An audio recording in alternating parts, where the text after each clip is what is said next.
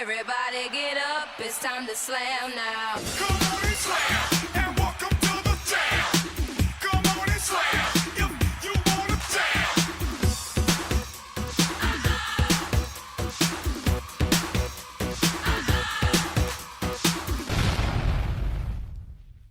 In order to black and man simultaneously, you would need an American signature, someone in authority white, in charge white, with privilege white, must sign the document declaring you man. Used to be, you couldn't black by yourself or with friends, with family, in group settings. Couldn't black by yourself if you consider yourself male. Used to be, there were towns you prayed the sun stayed long enough, just long enough for you to get out of safely. Once upon a time, long ago, about a year back. Did not mention yesterday's, a couple of tomorrows past, sometimes next week soon, maybe in the minute preceding this one, could be some right now. There will be another unarmed black, a white officer, an unemotional body dressed in dark blue uniform will again fear for his life, his friends' lives, their cars. They would treat a black man, even if walking, he remains a paper silhouette downrange. Used to be. You could hear the cage birds singing in their cages. You could hear them toe tapping in their ankle bracelets. You could listen to the harmony bouncing off the walls under deck. Used to be, you could stand on the shore and watch the bubbles burst from the Million Bone Choir singing old Negro spirituals from the bottom of the ocean. Used to be, you were not allowed to, America restricted the ability, this country forbade any person to black and woman simultaneously control their own bodies. Being black and woman made it harder to breathe. You can't female equal pay at any occupation, not CEO, not president, can't maternity leave or make decisions, no longer able to yes or no on decisions concerning your own uterus. America wants to force you to baby, even if you don't want to. Used to be, black girls couldn't dance. Couldn't rainbow, couldn't colored girl. Used to be black girls couldn't magic out loud, couldn't hair the way God meant them to, could not beauty and curve in public without being harassed, without someone who believed themselves privileged, wanting to take advantage. Used to be. Black boys couldn't black and boy simultaneously, couldn't whistle, could not could not outside voice, could not kneel in reverence when the song playing about Black death, couldn't raise a fist as if asking God, is it okay to blacken man after putting your best foot forward. Used to be. We couldn't march while holding a sign. Can ask for justice to show up without outside voices, even while standing outside. Used to be, there were colored only water fountains in bathrooms. We were just colored, just Negro, not allowed to read or write. Couldn't school in public. There were laws banning us from reading and writing. Even now, the books we've written are being removed. I remember a white man walking through my neighborhood with the goal of selling one encyclopedia at a time. My mother purchased one encyclopedia at a time and an accompanying book called Childcraft. This is where I learned nursery rhymes. Used to be. You could read whatever you wanted to. You could locate most books you wanted in the library of your public school. The librarian would Dewey Decimal System, anything you asked. The titles were not banned or blocked or burned. Used to be, they burned every one of us while enjoying a picnic. Kids watching. Mother, son, father, daughter stood patiently for hours, enjoyed viewing Black death in process. Used to be, we were not welcomed here. Could not America in the daylight, could only feel sing at sunrise as we worked, could not whistle, could not head high when talked to, had to yes sir, no ma'am, had to give respect when respect was not due, did not need to guess about dinner or clocks or overtime. It wasn't called over or time, just labeled free and labor. Used to be, we were not welcomed here. Could not America at sundown or sun up, could not own property, could not self-start or self-end, could not black and father or black and man, could not black and woman or black and mother. Used to be, America used to be, this country tis and used to be, tis of thee, sweet land of liberty, but not for us. Used to be. There was no here to start from the bottom of. The song was ours until it was confiscated, until it was taken and offered to someone of a lighter complexion. Used to be, the invention was ours until the law stated we couldn't own patents.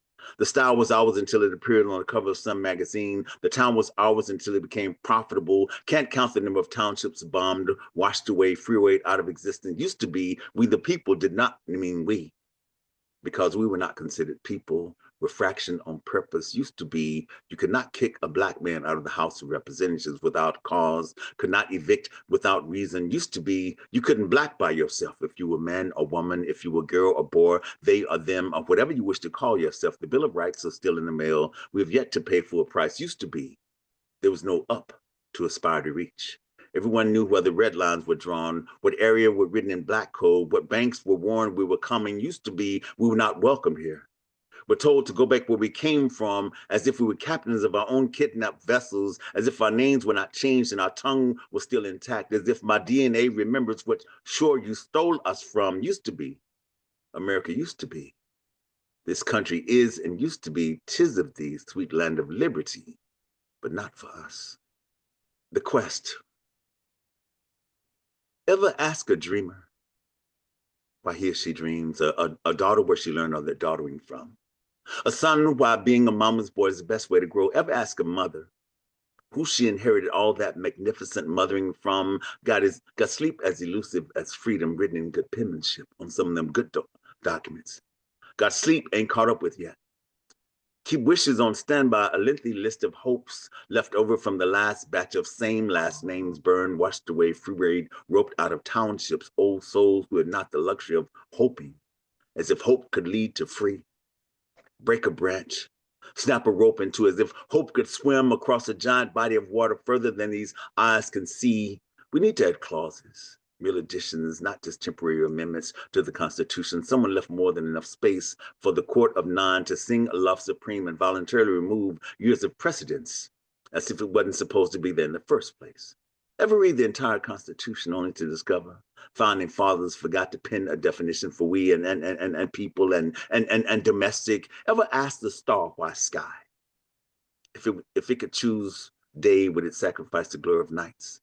Ask my tongue to reposition the wind, wrap itself around waves, redirect the frequencies of loud, force all the sounds escaping the opening and center of my face to lessen their impact. Stop forcing ears to open hearts, leave them be hearts, I mean. The duty of the writer is to write. The poet's purpose is to poet. Whatever definition you've accidentally attached to either will have to suffice. I've watched how truth frightened those followers of foundationalists speak. Unfortunately, echoes flowing from the lips and tongues, believing mountains share facts, have yet to realize how heavy truth can be, especially when you are the one willing to bear the burden alone. Echoes are mere reflections of past thoughts, words abandoned, tossed away by a person who knew they held no value. Ever ask a tree why paper, a pen why ink? You discover purpose in inanimate objects if you search long enough. Ever ask yourself, not your outside self, not the you share with friends, ask that you that lives in the dark, the one you're afraid will reveal all the wrong things to all the right people. I must admit, there are me's I keep guarded in secured padded room, locked away for sanity's sake. Can't trust them around people. The trilingual, always speaking too much truth when no one asked. I speak nigger out loud, mostly to myself. Know how black people from every continent can't handle history's fist, holding tight a tongue, banging logic forcefully into their ear holes. Ever ask the dark why it looks like you? While police fear skin the shade of night. Ever ask a man how he feels, all abandoned, barely surviving in society, damn near soulless in these American streets? Ain't easy holding on to storms, thunder, lightning, all that turbulence between these teeth and gums. Ever ask breath why it showed up for you this morning, the same as it did yesterday and every morning before that? Ever ask God? Ever ask God what you're supposed to do with breath and breathing? Keep begging heaven for instructions for replacement fingers and toes. These keep writing all the things I tell them not to. Feet just as disobedient, they're forever approaching people I really don't want to speak with. Have you yet to trap enough pleasantries to entertain and not anger them with all this truth? You see now? Do you understand how questions come when uninvited, how sound be omnidirectional, how quiet ain't got no place to live no more? Have you considered how disrespectful echoes can be when you try so hard not to listen the first and the second time? Ever ask a prayer where it goes when sound fades? When you unclaps your hands and let it go free. Maybe the things I truly seek ain't been sought before. This quest could be the only one that didn't burn in the fire, didn't die when they roped it from a tree, refused to drown in the many floods, survived all that dirty water. Maybe it has been left over for so long it stopped asking to be heard, stopped wanting to be seen, got comfortable down there in purgatory. It must have witnessed too much death and pain. It knew the next man or woman would have to be crazy just to pursue it. Ever ask a prayer? Did it meet other prayers when it went to wherever prayers go? When sound fades, when tears dry, after the knees creak, when sweaty palms released each other from the burden of holding them captive, ever ask a prayer what it found on arrival? Did it return with answers? Ever ask an answer? Is there any more questions? I'm just curious. And they want to change history. The problem with history is it is completely dependent on time. Not your time, my time, whatever increments of passings clocks keep.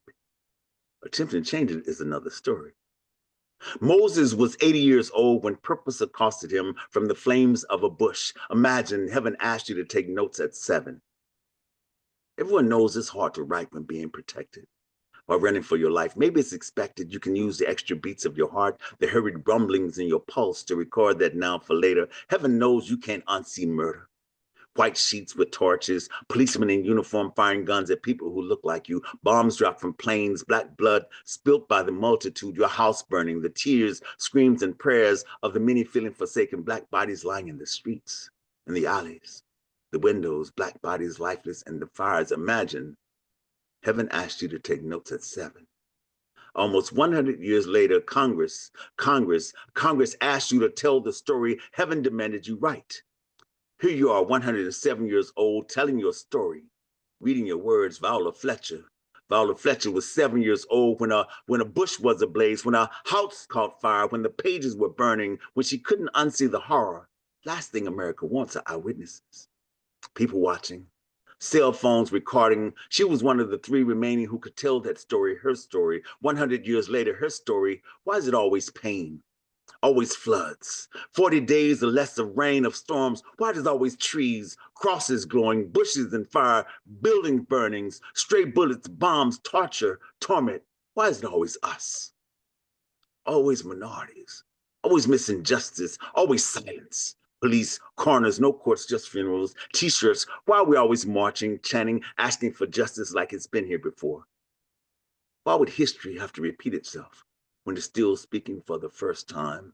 It is abundantly clear we don't know where we come from, where we're going, who we're following, who's leading this time. How come we still niggas, still running, still scared? Why are there still 47 states run by people who don't like us? Why are we not voting, helping, thoughtful? Don't we care if our rights to vote is stripped, taken? I'm beginning to believe America's history is the song written by Francis Key Zeus, Grand Dragon, sung by those untold stories, hummed in distant melodies someone else remembered hearing, the writers failed to see themselves. America's history is where every horror movie begins, is a tale of forgotten lullabies no person covered in melanin could ever listen to at bedtime. Imagine the burden of Tuskegee, of Texas in June, of Tulsa, the burdens of not forgetting, of holding this much death, this much pain. How could this much truth lay abandoned in the chest of a 7-year-old witness until this country was ready to listen? America wants to change history, write themselves moral, with character, claim they were better, place a Brooks Brothers suit on Jim Crow, give the Klan a different purpose, write police as protectors, Columbus as decent. America must have never read Moses, of the plagues, of the patience of Job. Why is it always fire? Always trials and tribulations. Why is it always us? Why are we still wishing, praying the same prayer, still hoping we don't get stopped? Shot. Why niggas don't get arrested, just dead? Imagine if it was you, 107 years old. Would you still have the faculties? Could you still read, still recall yesterday? Could you sit there and tell it the way heaven demanded you to remember? It's Sunday morning and my mind is zoomed in across the fence where one post is slightly warped and bent to the left. I look past the tall, wet, overgrown grass through the thick Carolina heat, and I feel as if I'm being mimicked, if not mocked, by what I observe. The drooping, half-assed, and still partially hanging happy birthday banner from my neighbor boy's 9th birthday 4 weeks ago. It just slings back and forth in what breeze, I don't know, but it's deflated and just limp and silvery and slick, and I can just see Hap, Earth, A through the screened-in porch. And while I figure that this just sums things up, it ties it all in, really. Vacillating, I open up my phone to distract from the flaccid balloons no longer billowing. I peruse my texts only finding offers, back to school sales, and I open up a shoe sale text and I'm prompted to spin a wheel, but I want nothing on that wheel unless it offers to melt the iceberg in my bed.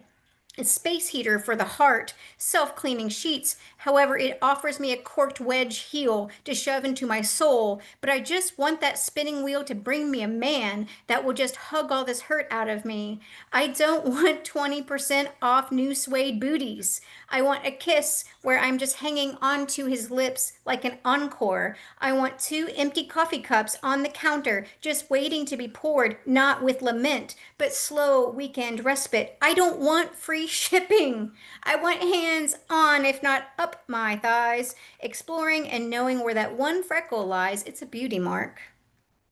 I want someone to take that birthday banner down off the neighbor's porch, and I want spinning wheels to not be a thing. I want all the things that don't cost the price of a swollen mind and bruised sensuality, a wild with thoughts mind requiring blanching, fierce emotions shocked like a boiled tomato dropped into a bowl of iced water. The cortisol in my veins is in need of being tempered with touch. It's a malaise in my bones hollering into my marrow like a furious tornado, which is my current world, as I don't want pay-as-you-go love anymore. I don't want a home of token economy anymore. Traffic jammed moods, stalled words. I don't want a drooping failed banner anymore. A mask that slips down type kind of scene, half-assed every Sunday morning anymore. The spirit of my mother. Today she wore no mask, just natural beauty, emanating from a heart of towering love. I combed her hair lovingly, those gray strands reminding me of the silvery moon, of endurance, of the many years of struggle. Her eyes, the seat of the soul, spoke of an empress of great resilience, concern, and self-giving amidst almost impossible odds. The glazed stain of the cataracts was still there, memories of a bitter wine called diabetes that attacked the candle in our adversities, made her legs look like dark clouds reeling from the ails of neuropathy. I kissed her forehead, cheeks, and sturdy hands. They showed signs of a queen who was born to love, to pay a heavy price for loving. Her face was dignified, filled with the majesty of an empress who bore life's struggles without complaint. Yet the invisible scars she carried showed in her gaze her merits waiting to be read in paradise for continuous acts of kindness from one who gave so much, yet asked for so little. Her palm and fingers carried marks of diligence, of sheer hard work, as did her bosom, shielding the immaculate and curvaceous mammary glands that served to offer all to her 7 wonderful children. They still looked dignified with age, stately as the stretch marks on her waistline, the glint of heaven which still shone in her eyes, the majestic glistening smile, her constant laughter in the face of heavy and almost unbearable odds. Mom was a walking goddess, charismatic, beautiful, oozing character and soulfulness. She was selfless all her life, poor in finances, but extremely rich in the merits of heaven. She laughed alluringly, twirled her hips with confidence, her moonlit smile gleefully dancing with her culinary skills, with crayfish and dumpling, ugali, fufu, or salsa, Grenadian style. Delicioso, as were her pastries, coconut tarts, bread and butter puddings, her homemade ital drinks of soursop juice and peanut punch, my favorite sea moss in condensed milk. I looked at Mom endearingly, knowing that the spirit of her fire was with us, that the dust of her life would linger long after she was gone. Love finally took my mother home, leaving a rich legacy of selfless deeds to follow. Heaven cascaded roses, while St. Peter and his divine minstrels blew their culinary trumpets some 7 times in paradise. I've noticed that I'm a magnet for broken things. How people's emotions stick to the heart of my sleeve. How their life stories start to mesh with my time, becomes a part of me until I find a way to shake it off. I've noticed that in these moments, I begin to want to fix problems that have absolutely nothing to do with me. Become drained, life left under a trauma dump, belly sick, feeling yellow, for not saying not today, not right now. Now is not the time. Only for Mr. or Mrs. Broken to slide off without a thank you. Empathy is like a gift and a curse in the way that it's nice. They are comfortable enough to express themselves with me because who am I? And I'm glad they feel better. But also in the you way, their feelings glued themselves to my awesome day. Because who's asking you? Never stopping to question if my back is ready to carry the load you are willing to dump on my sciatic nerve. But here I go, politely nodding, thoughtfully, as the broken being takes a shit all over my shoes in the checkout line. I believe I'm broken, or at least cracked a little, willing to listen and lend a hand to glue someone else back together instead of focusing on my own fragile pieces. Maybe I attracted because I just want to write another poem, a sick way of collecting my new material, feeding myself to shards of glass regardless of the pain. Maybe it's easier for me to listen because I know how it feels to be unheard, unfelt, stuck in the backhanded attention of those who only want to compare scars, a bonding practice forged in misery. Hi, how are you doing today? Blessed, and you? Well, life story and today's mishaps staining the bill of my hat, my heart palpating in anticipation for the barrage of pain to end. It doesn't end, it sticks, it stinks. They leave relieved, satisfied, at ease in the way of in the wake of my destruction. I smile, say, have a blessed day. Wait until they turn, then breathe deep, feeling tired, been looking for a reason this happens. Only can conclude that this is a part of my purpose. So before I leave the house, I pray, meditate in gratitude, get my heart posture together because I'm a poet and an empath. And someone might need an ear today, might be on E, on F, it, because I'd rather you get it out here than break on the broken or have to cry alone in the car or worse. So if you see me, just know I've accepted my purpose. Let me unwind your mind and take you out of the box that you put yourself in. Once awakened, you will move as such, and your mind will never sleep again. Freedom is something that is freely given. So why do us melanin people have to fight for it? Yet we were meant. Nowadays, you don't have to fit the description of black male or female, adult or children. It really doesn't matter. You still end up seeing death or a prison cell when they brought us over here. They never meant for us to prevail, yet we seek freedom in a world that was meant for us to fail. Their only use is entertainment, a white man yelled. Yet my vice president was black and a woman, but we are under a murder spell. See, they never meant for us to succeed. Projects, liquor stores on every corner, drugs, even more reasons to fail our sons and our daughters. So history can repeat itself and slavery be back in our corner. Black people, get up, wake up. It's time for us to see that USA wasn't built for us. We were only meant to build it up, yet we were meant. Freedom is something that is freely given.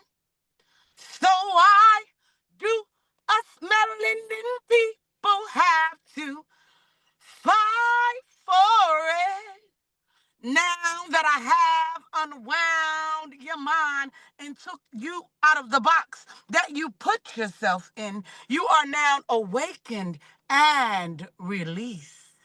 I'm calling you this late because, frankly, I knew you'd answer.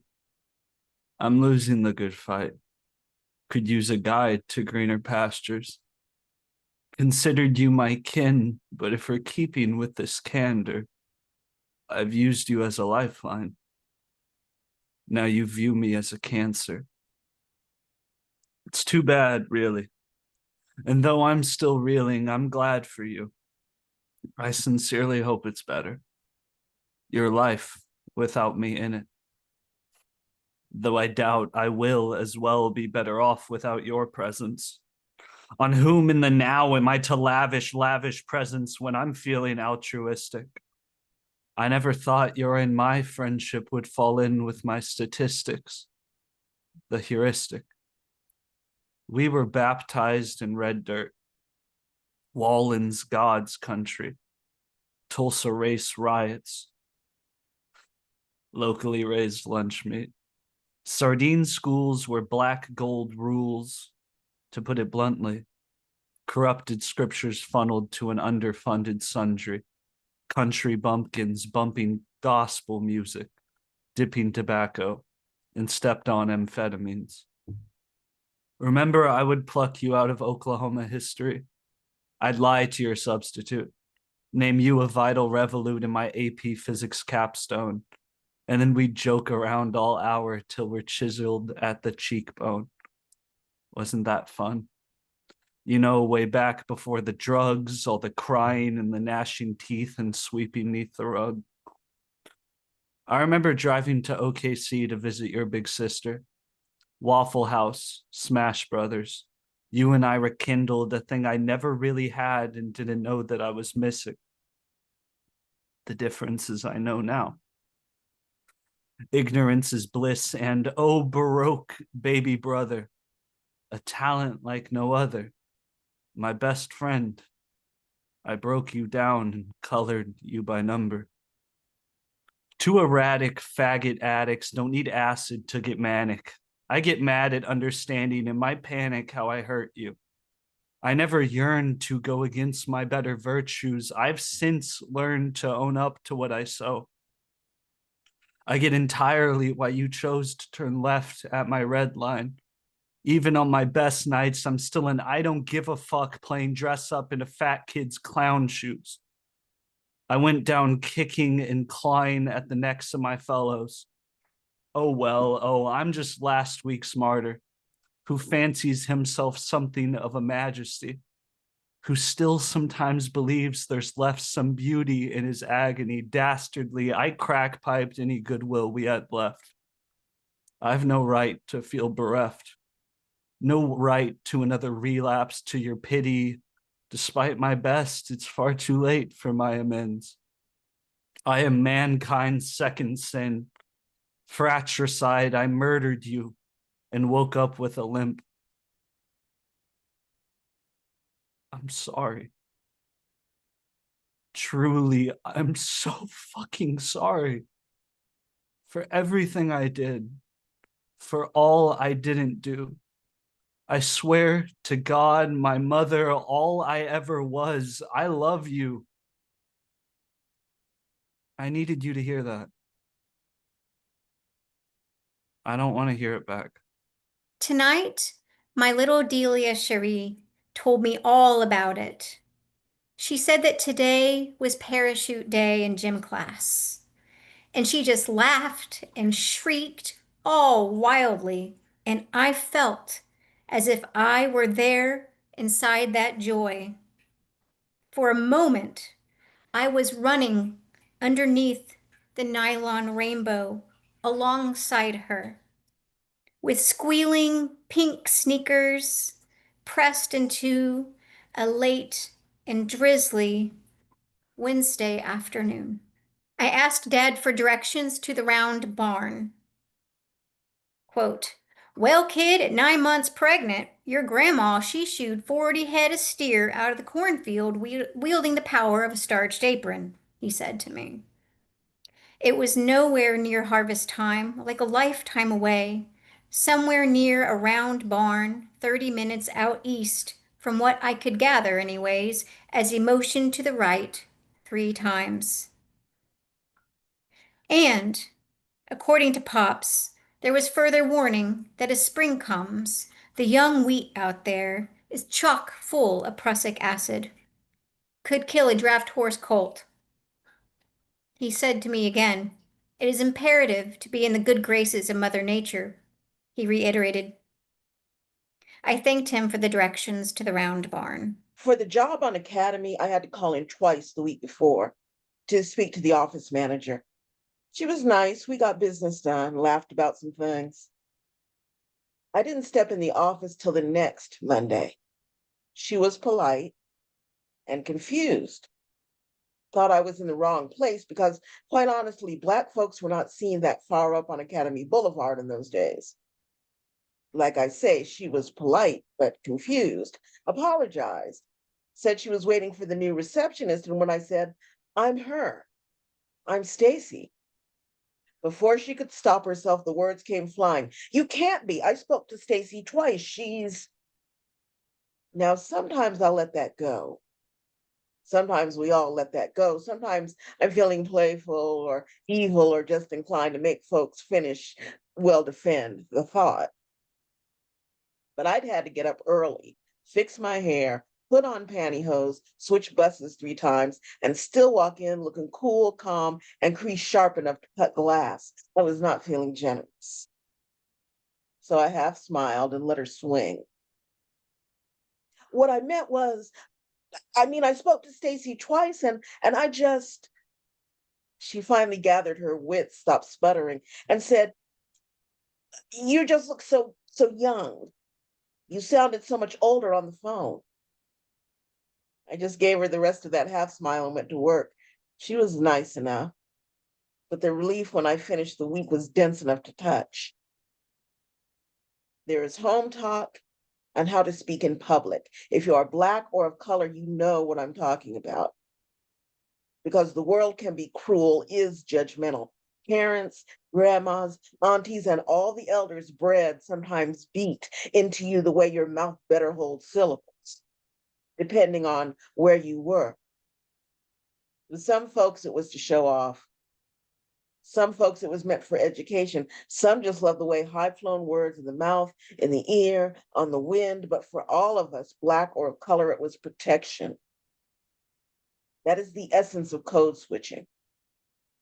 It's not just about fitting in where you are. It's about saving time, saving embarrassment, saving your life. And like any skill, it is designed to save your soul or your skin a little bit.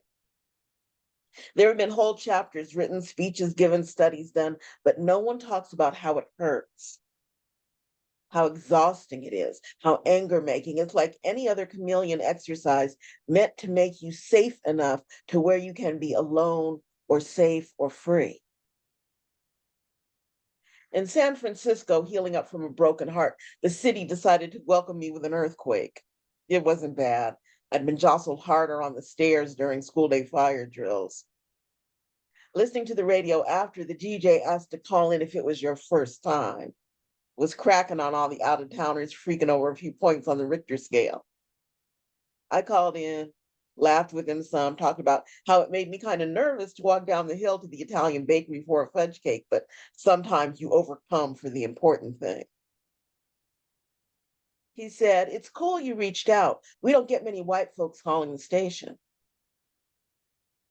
I said, "I'm not. What made you think that?" It got real quiet for a pretty long time.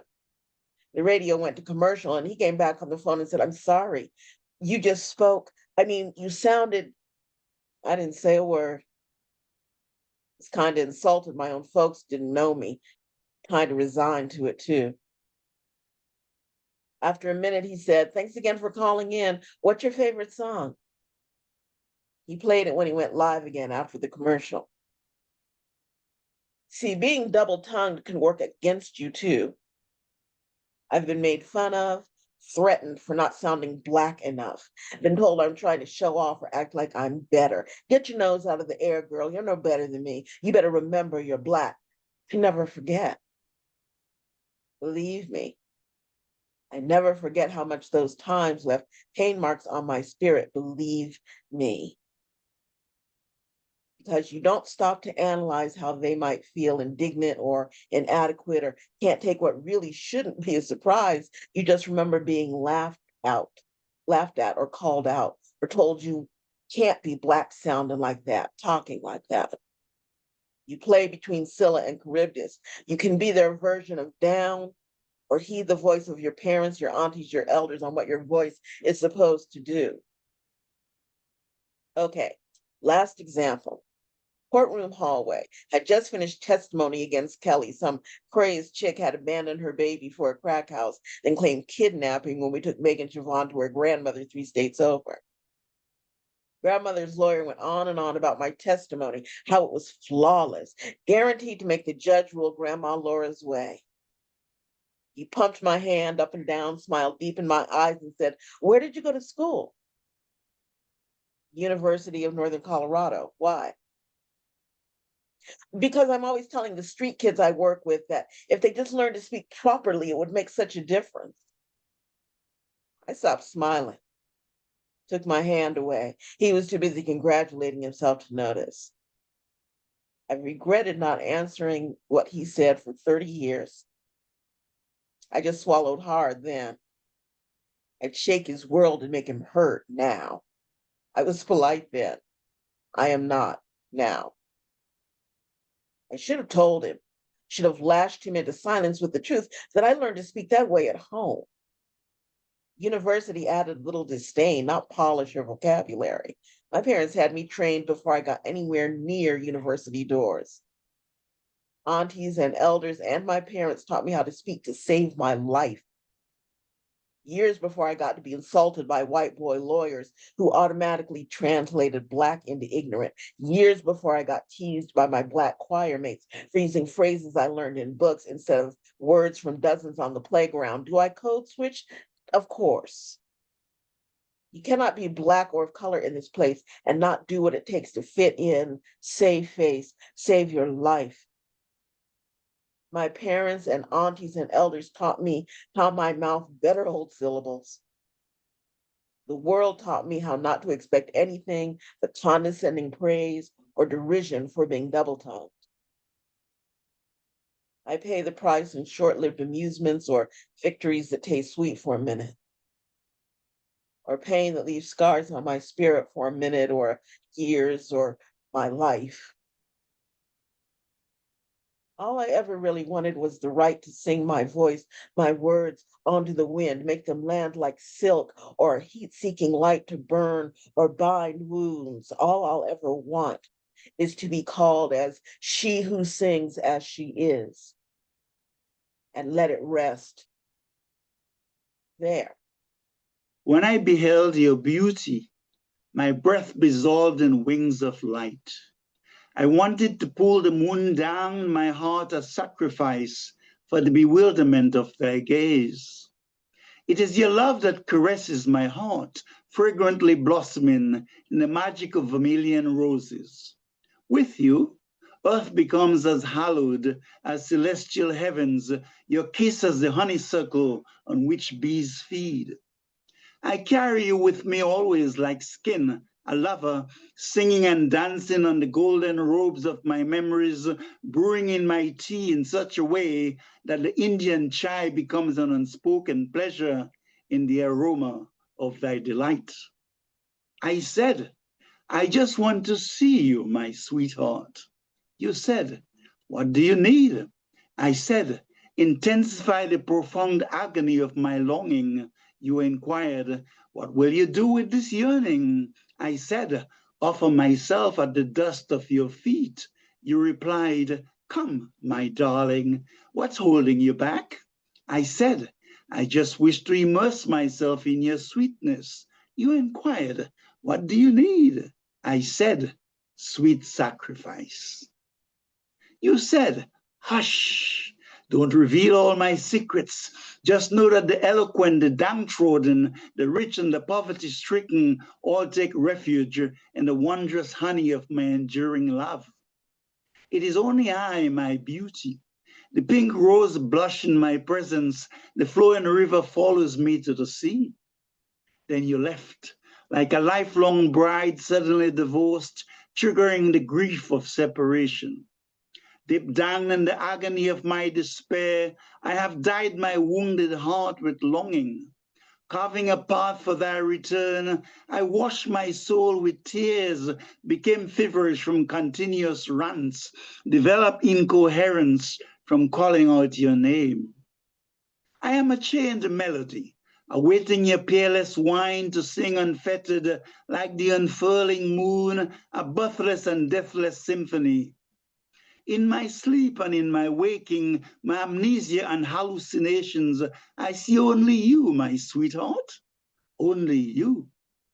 In your absence, this love is a hollow prison, awaiting thy sweetness to be uncaged.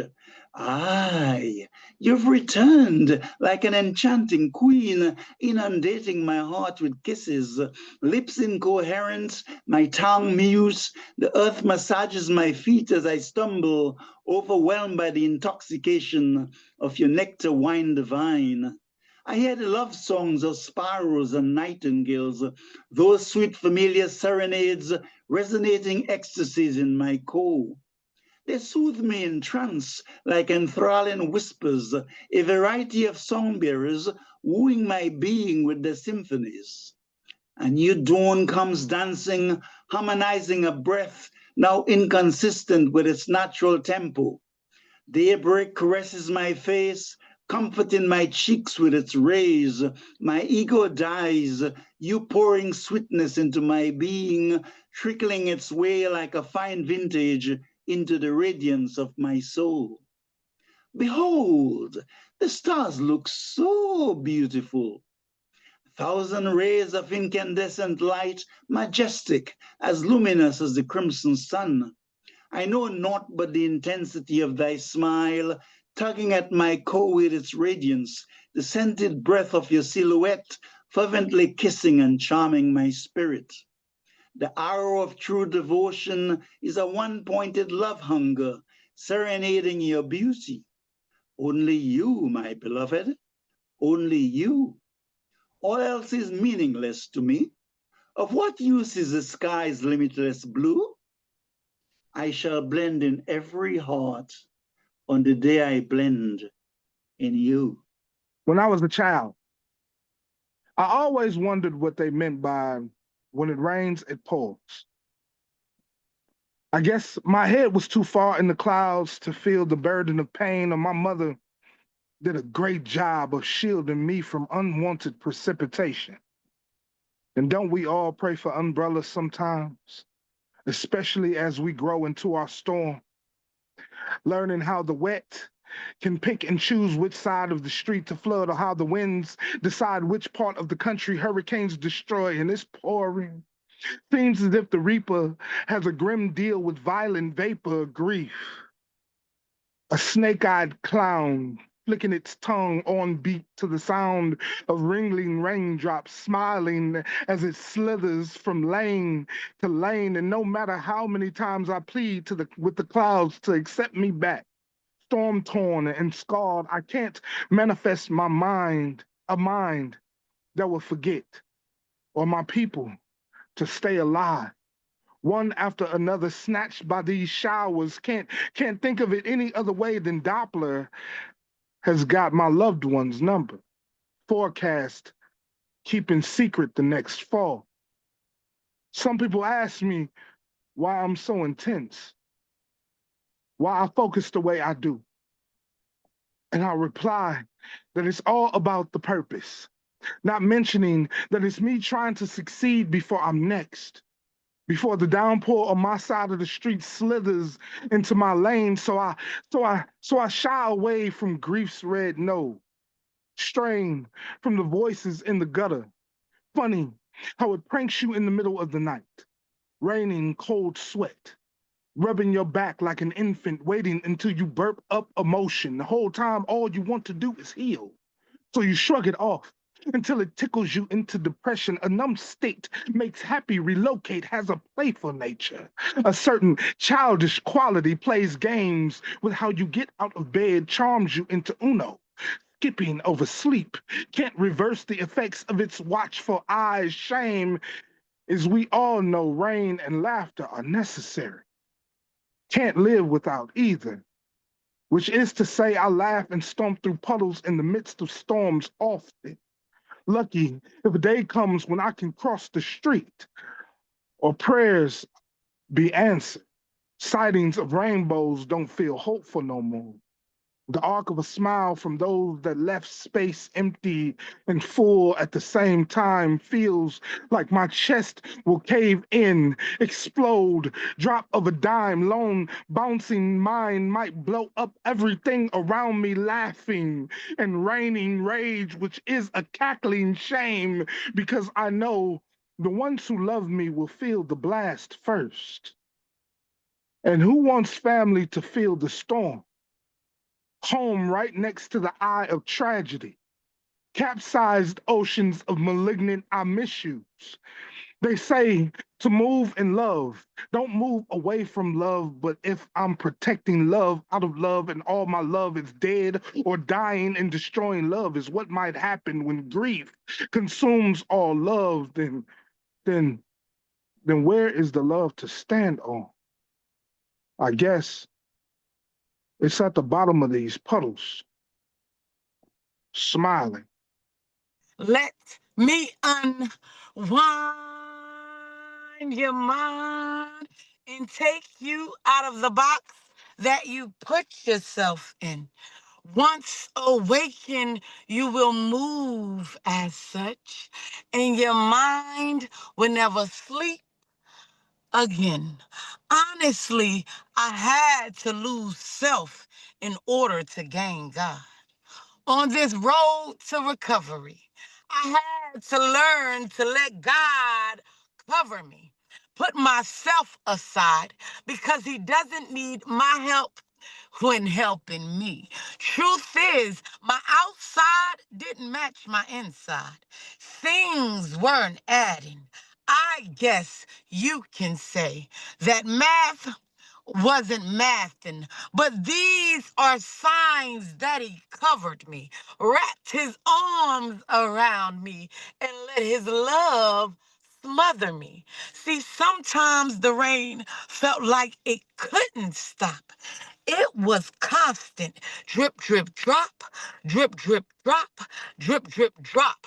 Death had knocked on my door plenty times. I used to ask God why he didn't pull my time card. Clocking into work began to be too hard. Just showing up alone began to feel like my body was on earth, but my soul was gone. See, my mind was running in circles. I just wanted to become whole.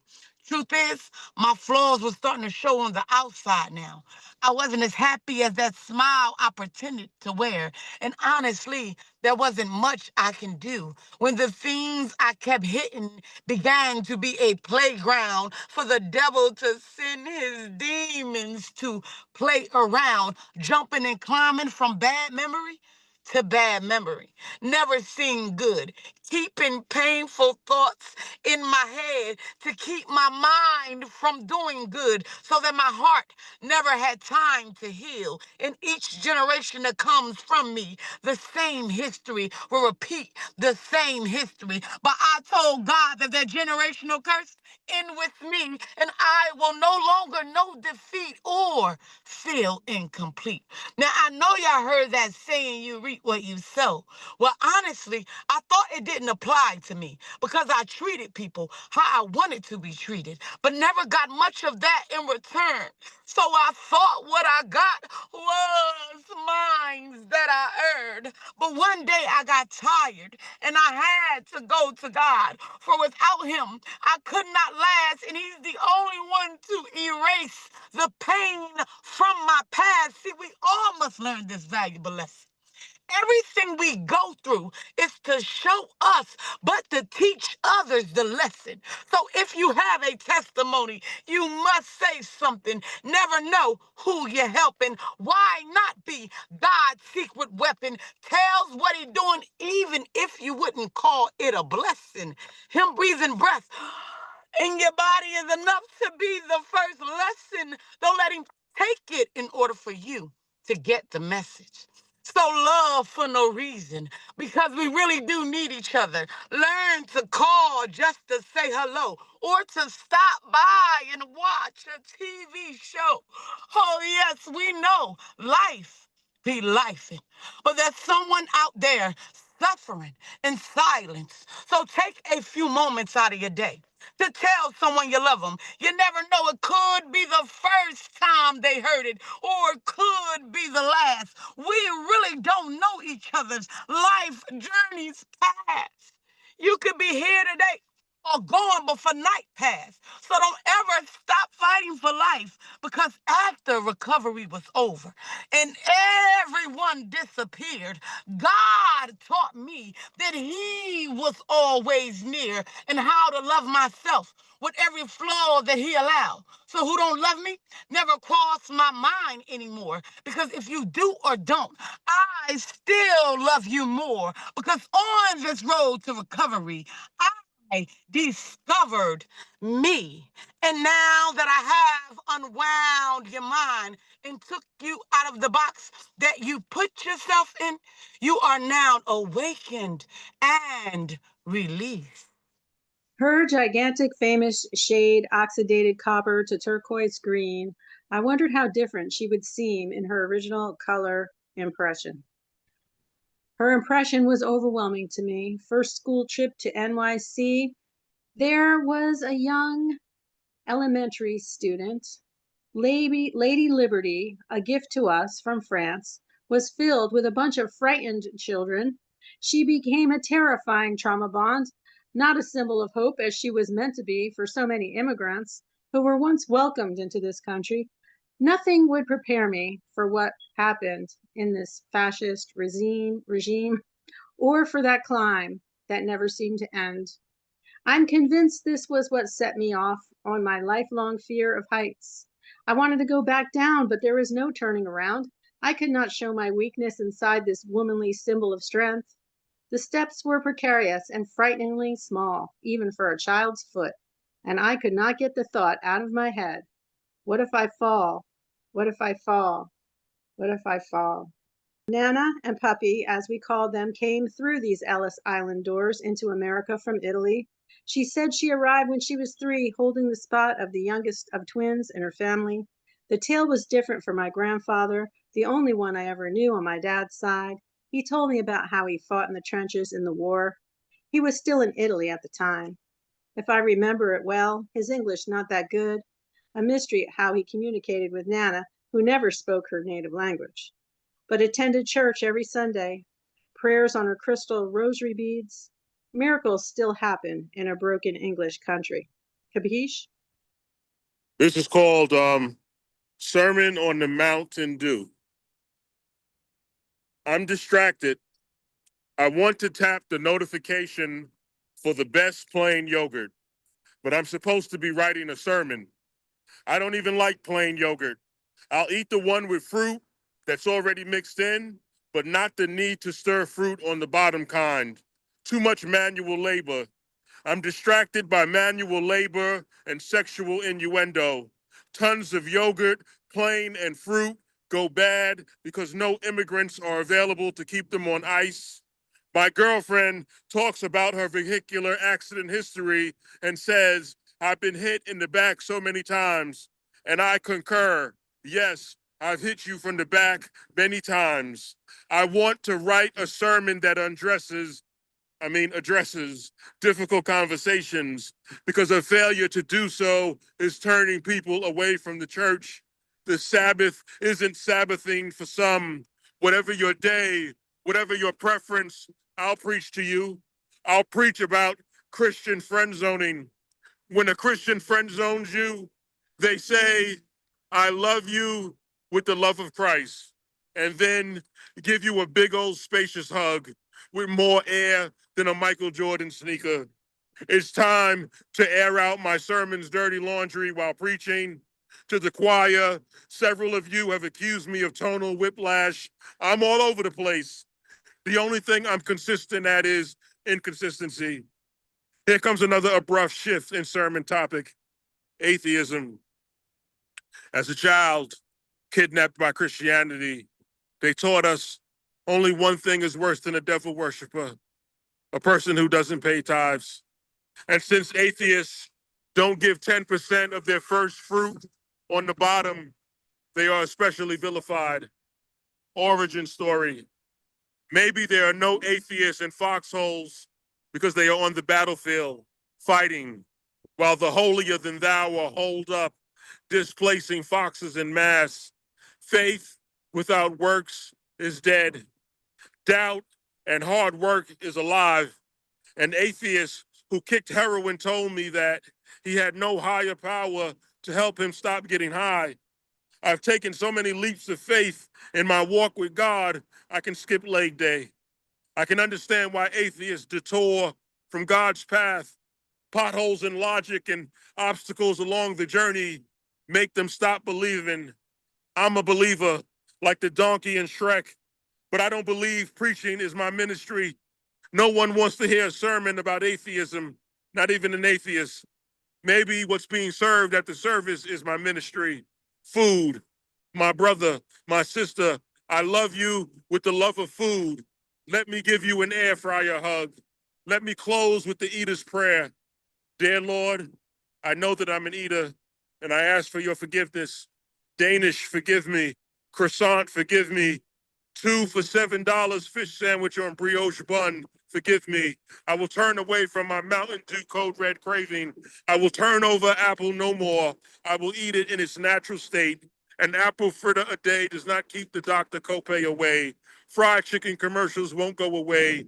Don't let this sermon be bloated. Don't let this sermon be judged for hanging out with sex workers, tax collectors, and atheists. Don't punish me for not putting dough in the collection plate. Don't condemn me for putting extra biscuits on my dinner plate. Please give me grace. At least I said grace. God is good all the time. God is great. The old Captain Crunch of my fate. Thank you for not being an atheist. Thank you for still believing in me. I am not done with me. AM, amen, a women, a non-binary. I'm sorry to worry you, baby. I've just lately been on some other shit. The earth is looking bleak. I pray they beam me to the mothership. If God's still watching, I wonder if she cares for what my pen has writ. I'm not really religious, but you know how sick my mother gets. I'm dragging on my amends. I question if I'm really penitent. I just hit 7 months. I feel that I should be less reticent. The end of 25, I'm more invested in the precedents. Ring around the rosy, sending posies to the president. Mankind has struggles to answer one simple question. Where do we go when we die? A man of science will have you believe that we just become one with the earth, nothing more. And a man of faith will view things with a much different perspective. But what about those like you and I? We're special. For us, there is no death. We live forever through our art. This is sanctuary, this stage, this microphone, this fleeting finite moment in time. Here, we will manifest all the power we will ever need to thrive in this dark world to make passage towards our own salvation. Today, we stand together as conquerors, as revolutionaries, as beings of 1,000 truths, as survivors who have slumbered in flames and laughed in the face of fear. We have found our way through the darkness and into the light with nothing but limitless might. We are the color red in this world of black and white. Society has placed labels on us, for it is only human nature to put labels on things you do not understand. Labels, insults, numbers, ways to objectify the unknown, the unfamiliar, and the unwanted. We have been labeled so many things: unconventional, strange, misunderstood, outsider. But understand this though, friends, labels are nothing more than penniless words if we do not surrender any strength to them, and we will never surrender. I urge you all now to drink in this moment, man. Drink it up like hot coffee and wake up and look into this lie you're living in, man. Everything you think you know about your own lives is based upon lies. All you wake up every morning, you look at yourselves in the mirrors, and you coat up all the beautiful faces with makeup because you don't even realize that you're just wearing the mask that society demands you to wear. It is a bottomless pit of lies. These false prophets plaster your hopes and dreams up on a billboard. However, the days of the false prophets are over. I promise you today, I promise you tomorrow, I promise you up until my final breath, that with the swords of our tongues, that we will slay this mighty dragon, and we will stand over his body, and we will whisper into his ear, it is time to end this lie. When you die, come find us. We will never be too hard to find. Just look up to the sky and follow the buzzards. The story fairies tell at bedtime. The sun at night, the moon in day. I'm the song to which a chorus of angels can only hum the words to. I'm the melody sung by hurricanes, the wishful thinking of wishes, the reason hope smiles, the aroma of miracles. I'm the smell of blessings to come. I'm while the wind blows, while water is wet, while tears can't cry, while pain is colorless, while memories have legs and fingers, while yesterday and tomorrow will remain estranged. I'm the reason trees fall on saws to sacrifice for poets. The justification for all pages lying in wait to receive the blessing of sounds I carve into words. I am God's echo. A voice you will never hear, an incomplete message for human hands can't raise to the voice of mountains. I am the more and less, the sum of yesterdays, bending, kneeling, praying for healing. I'm the blood of slaves writing freedom song. The shackles lost in purgatory's closets. I'm the telltale's tale when no witnesses are present, the inner vision of the blind, the braille on tablets the ancients missed. The painter of clouds, the designer of rainbows. I am the weight in the last bale of cotton, the blood on the last whip, the limb that held the last black body until it rang breathless. I am the above below was worried about. I am the ink in pens moving with reckless abandonment. I am what's left when you paint a dream in ink, when you write your dreams on pages. I am what I am. Tell me, who are you? What came first? I imagine mountains are tired of riding the waves of our tongues, tired of us speaking in hypotheticals, repeating a little faith the size of the seed of a mustard could move one, tired of us martinizing the rock smooth, marching to their tops as if it's easy to reach that level of conversation, as if stone tablets can write themselves, or anyone on its tip can see any day past right now. When none of us are aware of how words or syllables sound when heaven is listening. If heaven has ears, a relay system, a speaker box. I imagine 10. I imagine 10 is still the magic number, whether it's be commandments, Hail Marys, rosary beads, principles of engagement. We have stories that are just stories, secondhand tales we never grabbed hold of, lies if you let me tell it. But I'm trying to be better than I was yesterday. Was it once upon a time, or roses are red? What came first, the storyteller or the poet? In the beginning was the word, sounds like the opening line to the first poem to me. The only way we know black was the origin of everything is that let there be light, quote, everyone loves to reference. I imagine by now each pen holder will think or claim themselves an interpreter of sorts. will say melodies from heaven rains down on pages to form the poems they've built from thought, will believe blessings appear behind the bundled up caution tape strung about the closet in the black of their minds. I wonder if the statement, and there was light, was a direct reaction or poet's response to the let there be. I imagine most mountains has a cliff filled with echoes just waiting to burst loose, been holding on to an avalanche of screams. I imagine we require a loaded backpack of stones as if pens will leave an indelible mark on the next tablet's promise. I will Moses this truth, if that is what it would take, to make you pay attention. What came first, the storyteller or the poet? If a conclusion is the first thing you find, you ain't looking hard enough. Whatever you hear someone else say, it's lied if you let me tell it. But I'm trying to be better than I was yesterday. Was it once upon a time, or darkness covered the face of the deep? What came first, the storyteller or the poet? I got a 10-point quiz I know you can't answer, but I'm not asking any questions to which you can find a solution. The internet wasn't born yet and can't tell you, no search engine will know what you're talking about. The last poem I wrote would not be delivered. It's held up and posted at the pearly gates. I got to stay vigilant. Angels keep trying to steal my verses. Been tracing my thoughts since I started transitioning from a simple pencil to a God pen. Some of them form mountains with cliffs so they can hold the echo of my poems hostage. I will keep spitting, reading out loud these scriptures until heaven's library shelves are filled with every verse I was told to scribe. I wish these were my hands. Wish I could control these fingers. I'm just God's echo, carving partial messages. Can't take dictation fast enough to keep up. What came first, the storyteller or the poet? We poets arrived in the beginning with the word and will certainly be here when the last sound reverberates through the cosmos. I imagine the line will read, let there be darkness.